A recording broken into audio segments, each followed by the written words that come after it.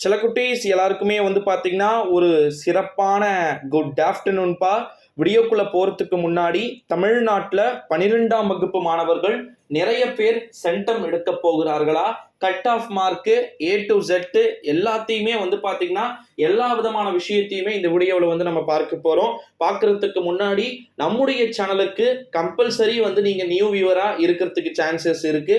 இருந்தீங்கன்னா மறக்காம சேனலை சப்ஸ்கிரைப் பண்ணிக்கோங்க. ஃபர்ஸ்ட் வந்து சொல்லிக்கிறேன்ப்பா, ஆல் இஸ் வெல். ஓகேங்களா? எது வந்தாலும் ரிசல்ட்டை ஏற்றுக்கொள்ளலாம். அடுத்த வாரம் இதே நேரத்துல நமக்கு ரிசல்ட் வந்து பாத்தீங்கன்னா வந்துட்டு இருக்கோம். ஸோ டைம் 10 மணிக்கெல்லாம் அடுத்த வாரம் நேற்றுக்கு வந்துட்டு இருக்கோம். ஸோ யார் யார் எவ்வளோ மார்க்ன்றதெல்லாம் தெரிஞ்சுட்டு இருக்கோம். ஓகேங்களா?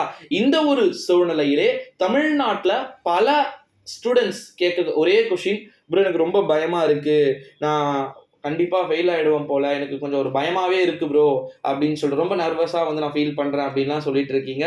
2 வருஷம் எக்ஸாம் எழுதின ஸ்டூடெண்ட்ஸ், நீங்கள் பயப்பட வேண்டிய அவசியம் வந்து கிடையாது.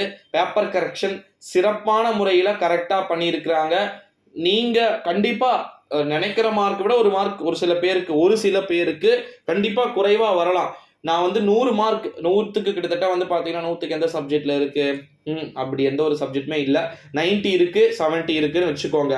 இப்போ நான் கெமிஸ்ட்ரி எடுத்துக்கிறேன். 12th ஸ்டாண்டர்ட் கெமிஸ்ட்ரியில 75 மார்க்குக்கு ஒரு 65 வரும் நான் எதிர்பார்த்தானே, எனக்கு 40 தான் வந்திருக்கு அப்படின்னா நீங்க கம்பல்சரி வந்து மறுபடியும் அப்பீல் பண்ற மாதிரி ஒரு சிச்சுவேஷன் வந்து உங்களுக்கு வரலாம்.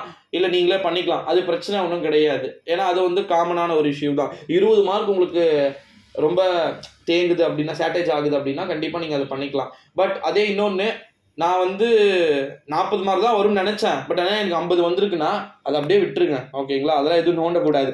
போட்ட மார்க்காகவே வச்சுக்கோங்க.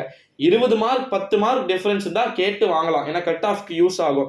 2 மார்க்கு 5 மார்க், அதாவது நான் 70 வரும்னு நினைச்சா 65 தான் வந்திருக்கு அப்படின்னு சொல்லிட்டு அந்த 5 மார்க்குக்கெல்லாம் பண்ண வேண்டிய அவசியம் இல்லை.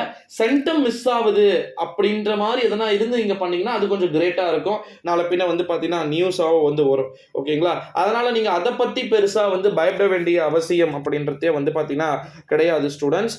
நிச்சயமா டோட்டலாகவே வந்து நிறைய விதமான விஷயங்கள் வந்து பார்த்தீங்கன்னா இருக்குது. இப்போ குறிப்பாக வந்து பார்த்தீங்கன்னா நம்ம தமிழ்நாட்டை பொறுத்த வரைக்கும் ஓகேங்களா, 12ஆம் வகுப்பு மாணவர்களுக்கு, ஓகேங்களா, 12ஆம் வகுப்பு மாணவ செல்வங்களை பொறுத்த வரைக்கும் சென்டம் மார்க்ஸ் எந்தெந்த சப்ஜெக்ட்ல அதிகமா இருக்க போகுது? இப்ப தமிழ்ல சென்டம் மார்க்ஸ் போட்டிருப்பாங்களா?